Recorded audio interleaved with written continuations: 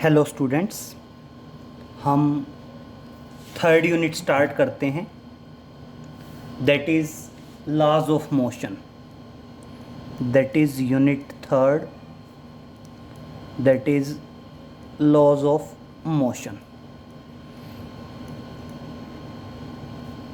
देखिए बेटा, ये जो यूनिट है, इस यूनिट में बेसिकली हम laws of motion, inertia and friction, इन टॉपिक्स को स्टडी करेंगे। आसान यूनिट है, कुछ चीज़ें पहले पढ़ी हुई हैं, कुछ नई आएंगी।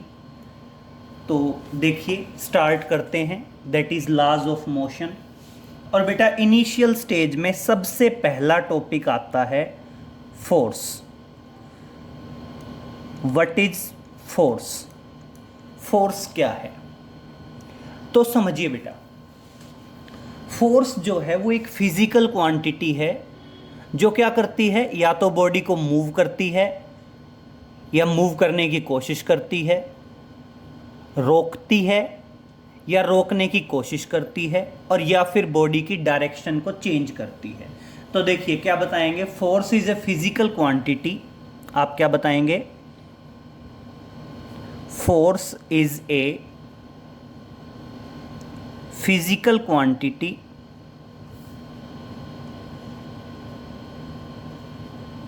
Clear?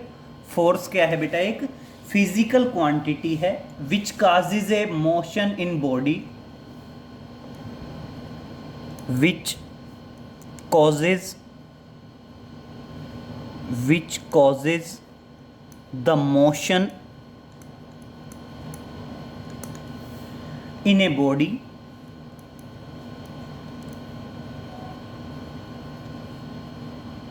or opposes the motion of the body or opposes the motion in a body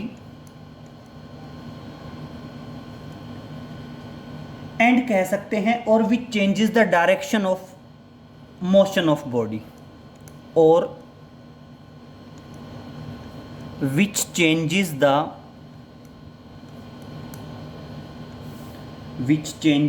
direction of motion of a body, which changes the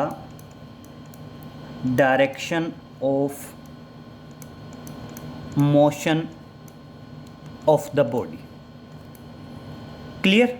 तो सिंपल वे में समझिए बेटा, फोर्स जो है वो एक फिजिकल क्वांटिटी है जो क्या करती है, which causes the motion in a body और opposes the motion in a body, और या फिर क्या करता है, which changes the direction of motion of the body, जो क्या करता है बेटा, बॉडी के मोशन की डायरेक्शन को चेंज करता है।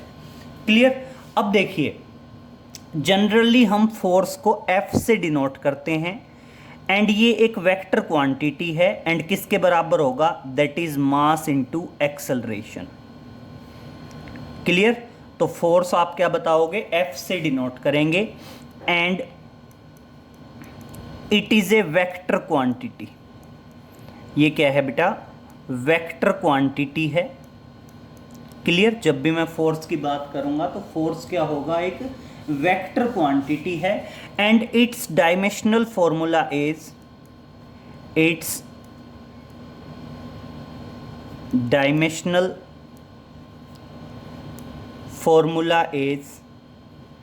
बेटा मास इंटू एक्सेलरेशन। मास का क्या आएगा? m1। एक्सेलरेशन क्या होता है? L1t-2। This is the dimensional formula of force. Clear? तो दो पॉइंट हैं, एक तो फोर्स क्या है बेटा? वेक्टर क्वांटिटी है, एंड सेकंड क्या है बेटा? इसका डायमेंशनल फॉर्मूला है m1 L1t-2। अब बात करते हैं बेटा मेजरिंग यूनिट की। यस, नेक्स्ट पॉइंट पे आते हैं। नेक्स्ट और इम्पोर्टेंट पॉइंट है मेजरिंग यूनिट। तो बेटा जनरली फोर्स की दो मेजरिंग यूनिट होती हैं, एक एब्सोल्यूट मेजरिंग यूनिट्स होती हैं और दूसरी होती हैं gravitational measuring unit.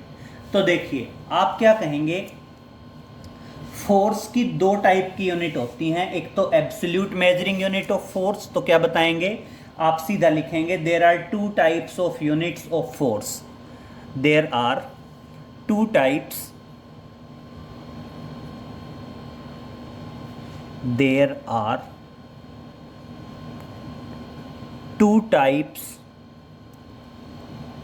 of units of force, of units of force।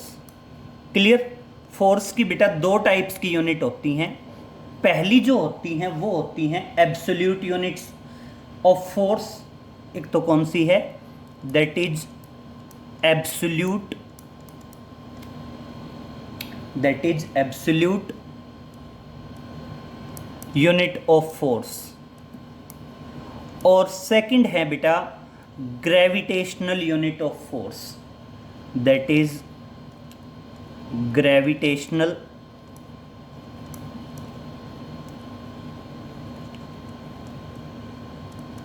Unit of force.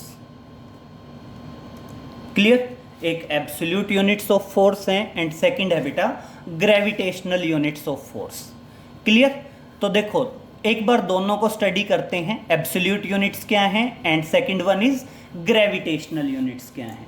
तो देखिए एब्सोल्यूट मेजरिंग यूनिट्स पे आते हैं। First one that is absolute units of force, absolute units of force. बेटा एब्सोल्यूट यूनिट ऑफ फोर्स में दो units आएंगी, एक एसआई सिस्टम में आएंगी और दूसरी किस में आएंगी, सीजीएस सिस्टम में आएंगी। तो देखिए बेटा आप कहते हो फोर्स है मास इनटू एक्सेलरेशन। तो देखिए बेटा मास की मेजरिंग यूनिट क्या हो सकती है, मास की मेजरिंग यूनिट हो सकती है किलोग्राम। क्लियर। एंड एक्सेलरेशन की मेजरिंग यूनिट हो सकती है that is metre per second square, that is metre per second square. Clear. And this is known as newton, and this is known as newton. और इसी को हम क्या कह देते हैं बेटा, न्यूटन भी कह देते हैं। Clear. That is Newton. And अगर बेटा सीजीएस सिस्टम में बात करें तो मास की मेजरिंग यूनिट ग्राम और एक्सेलरेशन की क्या आएगी बेटा, सेंटीमीटर पर सेकंड स्क्वायर। और ये बेसिकली क्या होगा, that is dyne, that is dyne. Clear. तो फोर्स की एब्सोल्यूट यूनिट दो हो सकती हैं, या तो न्यूटन हो सकती हैं और या फिर क्या हो सकती है बेटा, डाइन हो सकती है। न्यूटन जो है वो एसआई सिस्टम है, न्यूटन जो है वो क्या है, एसआई सिस्टम है। एंड बेटा जो आपका ये दूसरा है डाइन, ये है आपका that is CGS system, that is CGS system. Clear. तो दो हुई, एक एसआई सिस्टम हुई और एक क्या हुई, सीजीएस सिस्टम। एसआई सिस्टम में तो क्या हुई, kilogram metre per second square, और सीजीएस में हुई ग्राम सेंटीमीटर पर सेकंड स्क्वायर। ये रिप्रेजेंट कर रही है किसको, न्यूटन को, और ये रिप्रेजेंट कर रही है किसको, डाइन को। तो इसलिए आप बताओगे एसआई सिस्टम में मेजरिंग यूनिट होती है न्यूटन, जिसको कैपिटल एन से डिनोट करते हैं, और सीजीएस सिस्टम में मेजरिंग यूनिट है बेटा डाइन। एंड आप ध्यान रखोगे रिलेशन क्या है आपका, 1 न्यूटन किसके बराबर है, 1 newton is equal to 10⁵ dyne. Clear.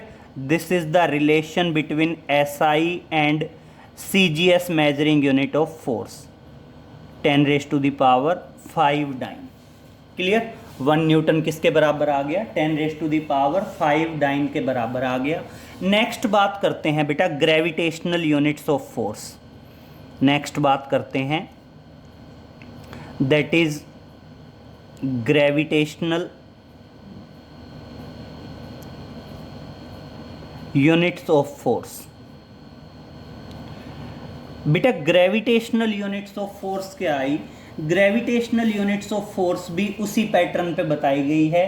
एक है ग्राम फोर्स या ग्राम वेट बोलते हैं, और एक क्या है, किलोग्राम फोर्स या किलोग्राम वेट बोलते हैं। तो यहाँ पे भी दो ही सिस्टम आएंगे, एसआई सिस्टम आएगा और सीजीएस सिस्टम आएगा। तो सुनिए, एक तो कौन सा आएगा, एक तो आएगा that is SI system, and second one क्या आएगा बेटा, सेकंड वन आएगा that is CGS system. Clear? तो देखिए एसआई सिस्टम में होगी दैट इज किलोग्राम वेट या किलोग्राम फोर्स भी बोल देते हैं। क्या आएगा, that is kilogram force, that is KGF. Clear? या फिर इसको बोलेंगे kilogram weight, kilogram weight. Clear?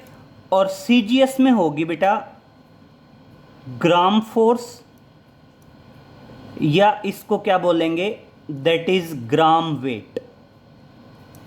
Clear? अब मेरी बात सुनिए बेटा, अगर आपका जो किलोग्राम फोर्स है, अगर किलोग्राम फोर्स की बात करें तो किलोग्राम फोर्स किसके बराबर होगा, आप ध्यान रखेंगे 1 किलोग्राम फोर्स होगा 9.8 न्यूटन के बराबर।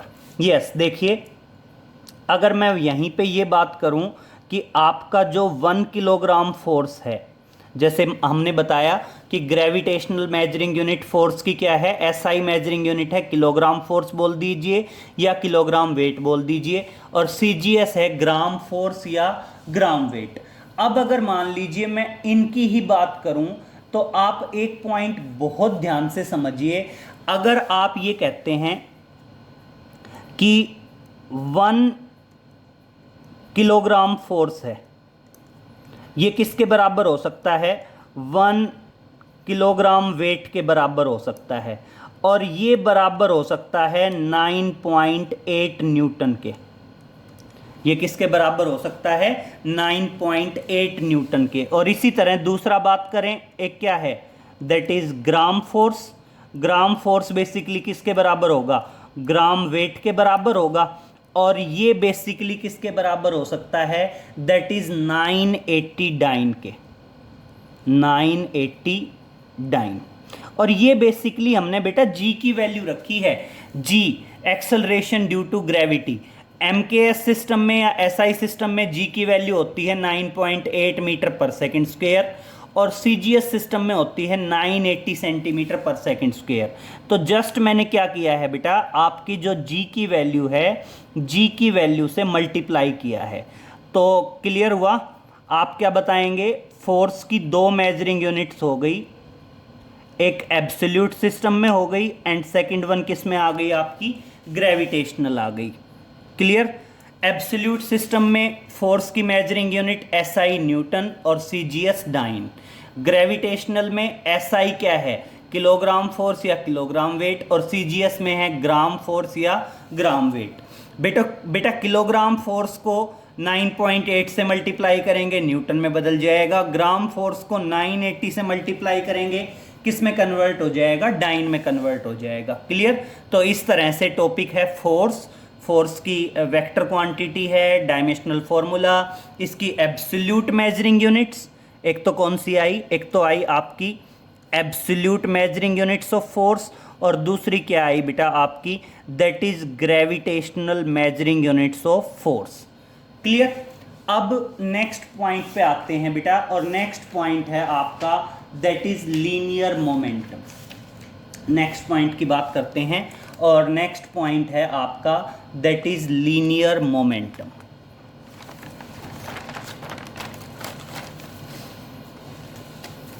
तो देखिए नेक्स्ट पॉइंट पे आ रहे हैं, और नेक्स्ट पॉइंट आपका आता है दैट इज लीनियर मोमेंटम।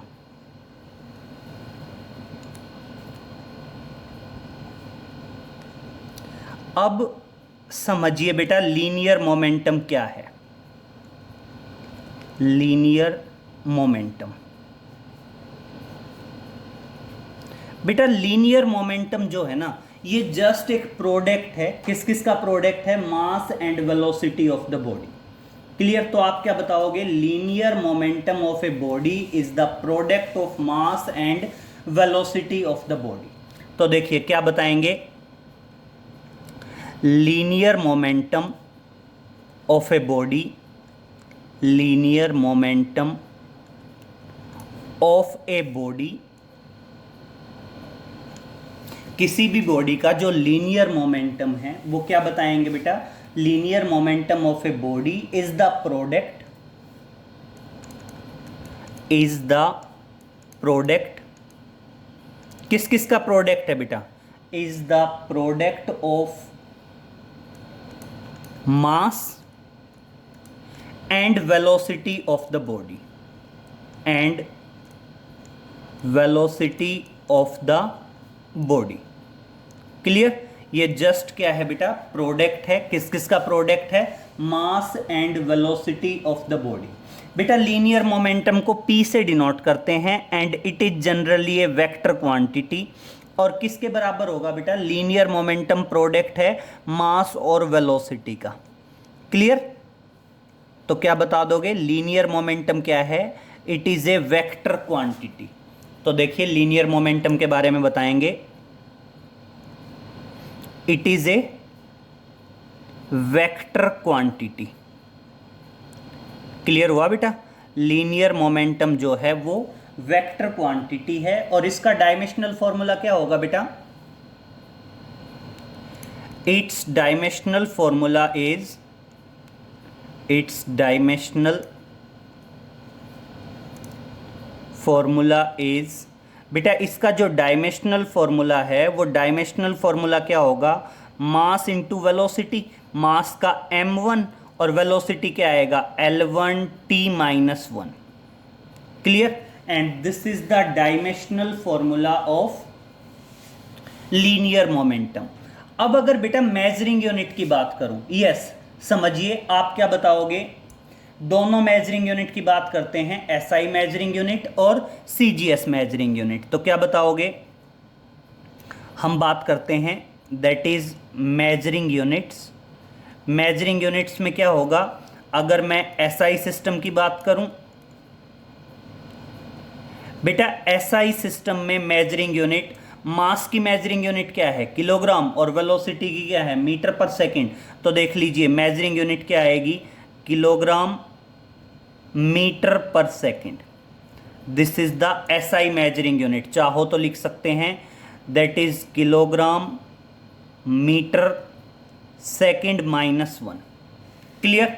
और अगर मैं CGS सिस्टम की बात करूं, अगर मैं बात करूं CGS सिस्टम की, तो बेटा मास की मेजरिंग यूनिट क्या आएगी, ग्राम, और बेटा वेलोसिटी की क्या आएगी, सेंटीमीटर पर सेकंड। तो आप बता सकते हैं मेजरिंग यूनिट होगी ग्राम सेंटीमीटर सेकंड -1। क्लियर? तो इस तरह से ये दो मेजरिंग यूनिट हैं, एक तो है आपकी SI सिस्टम में मेजरिंग यूनिट, और दूसरा है आपका CGS सिस्टम में मेजरिंग यूनिट्स। क्लियर? दोनों सिस्टम में क्लियर होंगी, SI सिस्टम में भी और आपकी CGS सिस्टम में भी। अब बेटा 3 ग्राफ हैं वो समझेंगे। अगर मान लीजिए आप कहते हो कि बॉडी का देखो जनरल है, लीनियर मोमेंटम है मास इनटू वेलोसिटी। अब पहला ग्राफ देखिए, पहला ग्राफ है लीनियर मोमेंटम और वेलोसिटी के बीच में जब मास क्या हो, कांस्टेंट। 3 ग्राफ शो कर रहा हूं मैं। पहला ग्राफ है बेटा, पहला ग्राफ है लीनियर मोमेंटम और वेलोसिटी के बीच का। कब बेटा, जब आपका मास क्या हो, कांस्टेंट। तो देखिए फर्स्ट ग्राफ में आया that is graph between linear momentum and velocity. और कब बेटा, जब आपका मास क्या हो, कांस्टेंट। तो स्ट्रेट लाइन आएगा। और कब आएगा, जब बॉडी का मास क्या था बेटा, कांस्टेंट था। क्लियर? नेक्स्ट पे आते हैं। नेक्स्ट क्या है बेटा, सेम लीनियर मोमेंटम और मास के बीच का ग्राफ है। सेकंड ग्राफ जो है वो किस किस के बीच का है, सेकंड ग्राफ जो है बेटा वो है between linear momentum and mass of the body. ये ग्राफ भी क्या आएगा बेटा, स्ट्रेट लाइन आएगा, और कब, जब velocity of the body is constant, जब बॉडी की वेलोसिटी क्या हो, कांस्टेंट हो। और बेटा तीसरा जो ग्राफ है वो क्या है, वेलोसिटी और मास के बीच का है। तीसरा जो ग्राफ है वो किस किस के बीच का है, that is in between velocity and mass, velocity और मास के बीच का है। और ये कब है बेटा, जब आपका लीनियर मोमेंटम क्या हो, कांस्टेंट हो। तो समझिए, अगर लीनियर मोमेंटम कांस्टेंट है तो उस टाइम पे मास और वेलोसिटी इन्वर्सली प्रोपोर्शनल होंगे, और मास और वेलोसिटी इन्वर्सली प्रोपोर्शनल होंगे तो आपका ग्राफ कुछ इस तरीके से आ जाएगा। Clear? And this is the graph between velocity and mass of the body when linear momentum is constant. Clear? तो ध्यान रखेंगे तीनों ग्राफ। फर्स्ट ग्राफ है लीनियर मोमेंटम और वेलोसिटी के बीच जब मास कांस्टेंट है। सेकंड ग्राफ है बेटा लीनियर मोमेंटम और मास के बीच जब वेलोसिटी कांस्टेंट है। और थर्ड ग्राफ है बेटा वेलोसिटी और मास के बीच का जब आपका लीनियर मोमेंटम क्या है, कांस्टेंट है। क्लियर? अब देखिए बेटा नेक्स्ट पॉइंट पे आते हैं। नेक्स्ट आता है आपका इनर्शिया। नेक्स्ट पॉइंट है बेटा इनर्शिया। अब सबसे पहले समझिए बेटा इनर्शिया है क्या।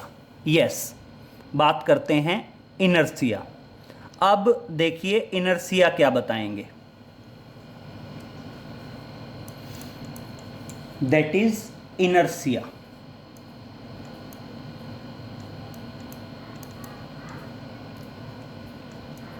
बेटा इनर्शिया क्या बताया गया है, इनर्शिया बताया गया है कि बॉडी ना, कोई भी बॉडी अपने आप ना तो अपनी रेस्ट की कंडीशन को चेंज कर सकती है, ना अपनी मोशन की कंडीशन को चेंज कर सकती है, और ना ही अपनी डायरेक्शन को चेंज कर सकती है। और इस तरह से अपने आप चेंज ना करने की प्रॉपर्टी या टेंडेंसी को ही क्या कहते हैं, इनर्शिया कहा जाता है। तो देखो इनर्शिया क्या है, इनर्शिया बताया जाता है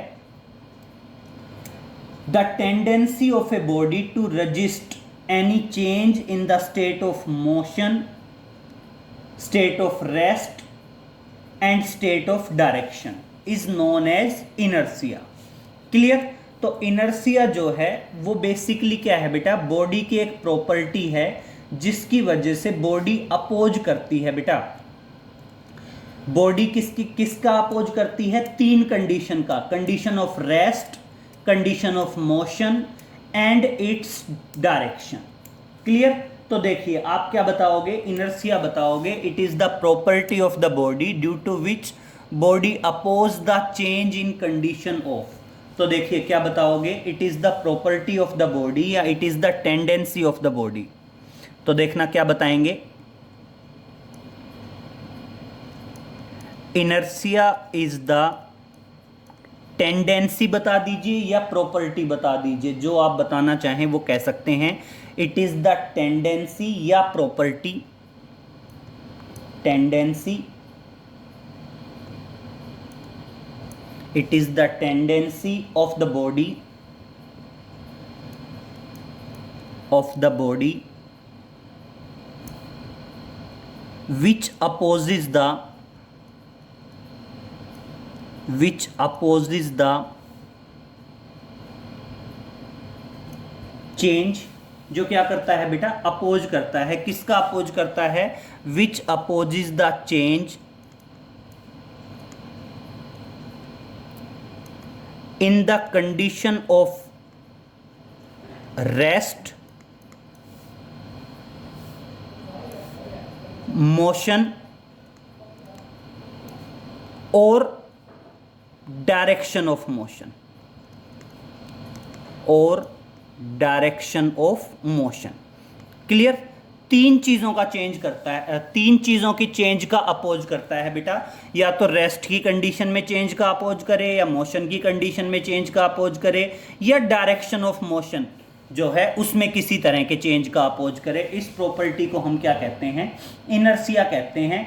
और इनर्शिया जो है बेटा, जो बॉडी का मास है ना, mass of the body is the measure of inertia. Clear? तो आप ध्यान रखोगे जो बॉडी का मास है वो क्या है, मेजर ऑफ इनर्शिया है। क्लियर? तो नोट में डालेंगे mass of the body is a major of inertia, mass of the body is a measure of inertia, is a measure of inertia। Clear? जो बॉडी का मास है वो एक तरह से मेजर है इनर्सिया का। एंड बेटा इनर्सिया 3 टाइप का होता है, it is of 3 types, it is of 3 types.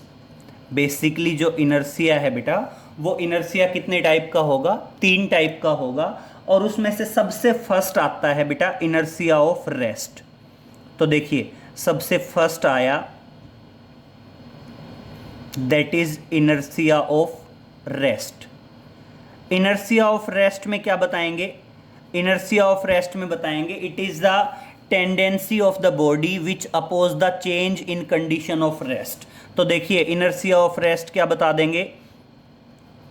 It is the property या tendency, it is the tendency of the body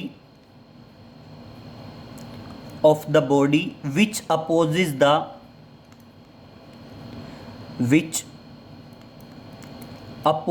the change in condition of rest, change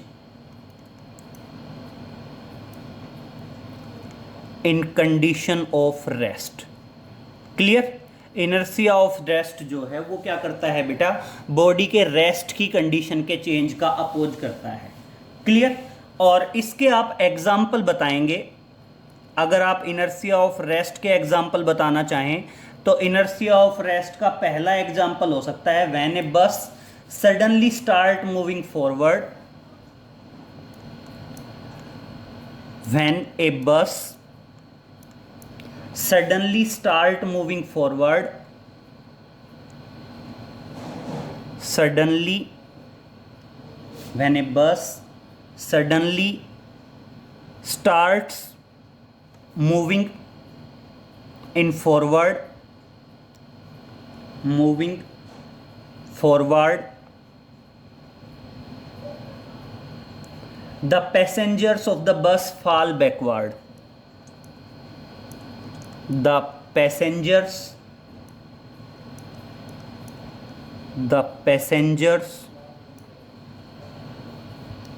fall backward due to inertia of rest, fall backward due to inertia of rest, due to inertia of rest। Clear?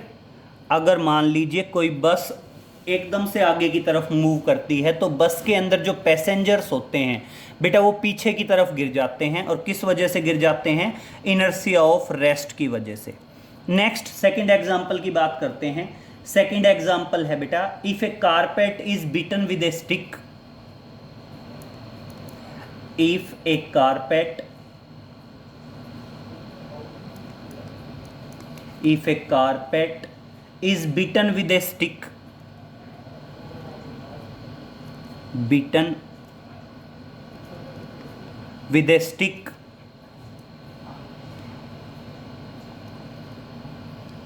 then dust particles removed, then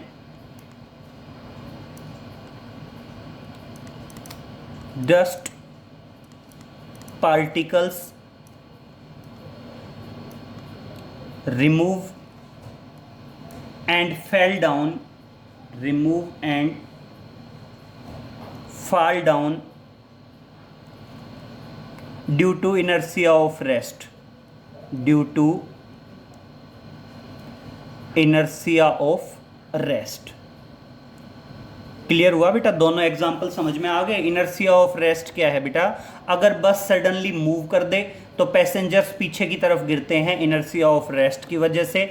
अगर हम किसी carpet को stick से beat कर दें stick से strike करें तो कारपेट से डस्ट रिमूव हो जाती है। किस वजह से बेटा? इनर्शिया ऑफ रेस्ट की वजह से। क्लियर? सेकंड आता है बेटा आपका इनर्शिया ऑफ मोशन। सेकंड क्या है आपका? That is inertia of motion. And बेटा इनर्शिया ऑफ मोशन में क्या बताएंगे? ये बॉडी की टेंडेंसी है which oppose the change in condition of motion. Clear? तो देखिए इनर्शिया ऑफ मोशन क्या बताएंगे? It is the tendency, it is the tendency, it is the tendency of the body which opposes, it is the tendency of the body which opposes the change in, which opposes the change in motion of the body, change in motion of the body. Clear? इस property को क्या कहेंगे? Inertia of motion कहेंगे। मतलब basically जो inertia of motion है वो क्या करेगा बेटा? अपोज करेगा। किसका अपोज करेगा? Which opposes the change in motion of the body, body के मोशन का अपोज करेगा।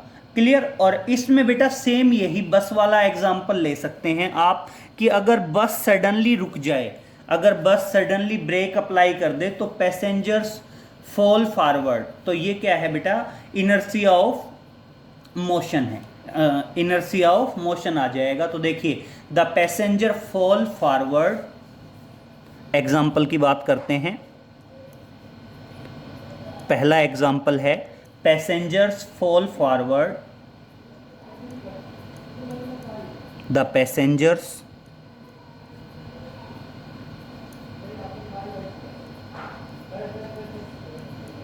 fall forward when a bus stops suddenly, when a bus stops suddenly,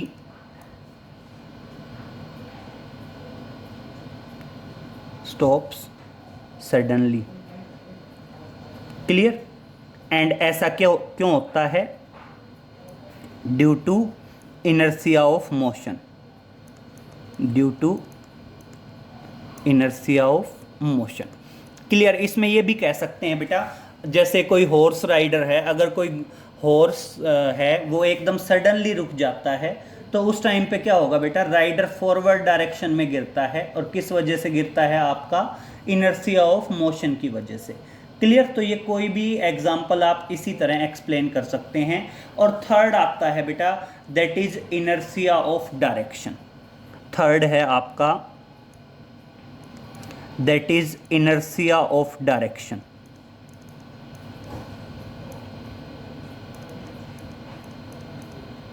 that is inertia of direction. तो देखिए inertia of direction में क्या बताएंगे? Inertia of direction में बताएंगे इट इज द प्रॉपर्टी या it is the tendency of the body. तो देखिए क्या बताएंगे? It is the tendency of the body which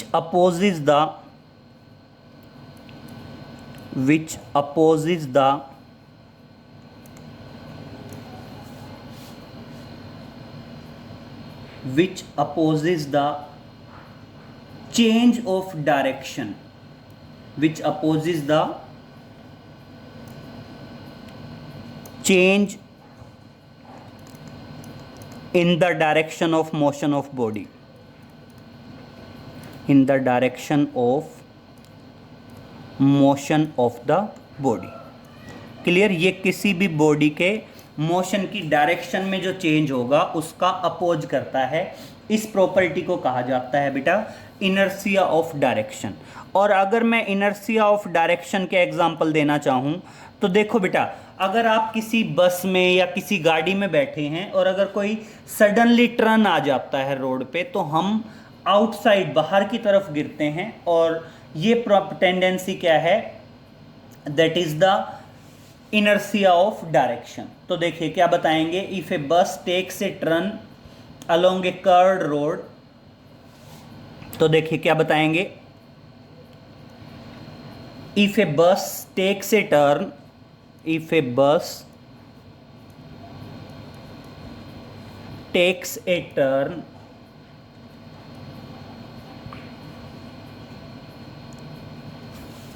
along a curved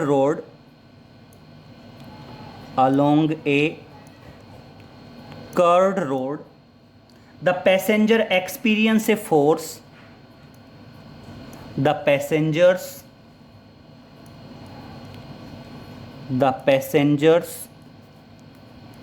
experience a force, the passengers experience a force away from the center, away from the center of curve due to inertia of direction, due to inertia of direction। Clear. मान लीजिए अगर कोई बस suddenly turn ले लेती है, तो जो पैसेंजर्स हैं उनको एक फोर्स लगता है बाहर की तरफ। उसे ही ऐसा किस वजह से होता है बेटा, ऐसा होता है due to the inertia of the direction.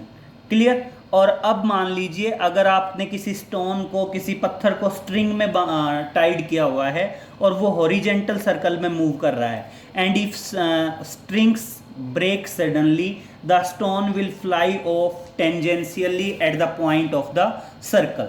तो देखिए क्या बताओगे, if a stone is, second example है, if a stone is tied with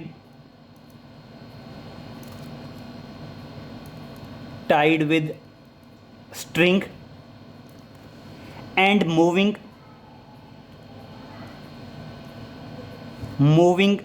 in circle, and if strings break suddenly, if the strings breaks suddenly,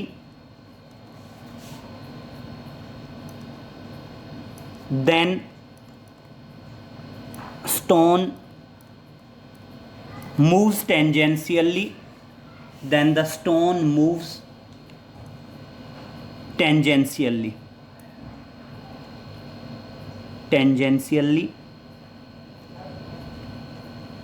due to inertia of direction, due to inertia of direction. Clear. मान लीजिए अगर कोई stone है और वो string के साथ Tide है और सर्कुलर पाथ पे हम उसको मूव करा रहे हैं स्ट्रिंग की हेल्प से, और अगर स्ट्रिंग सडनली ब्रेक ऑफ हो जाती है तो बेटा स्टोन जो है वो टेंजेंशियली मूव करता है। और ऐसा किस वजह से होता है, that is the inertia of direction. Clear. तो इनर्शिया जो है वो बेसिकली 3 टाइप का है, inertia of rest, inertia of motion and inertia of direction. Clear, ध्यान रहेगा। एंड बेटा हमेशा ध्यान रखेंगे, mass is the measure of inertia. Mass जो है वो मेजर है, किसका मेजर है बेटा, इनर्शिया का।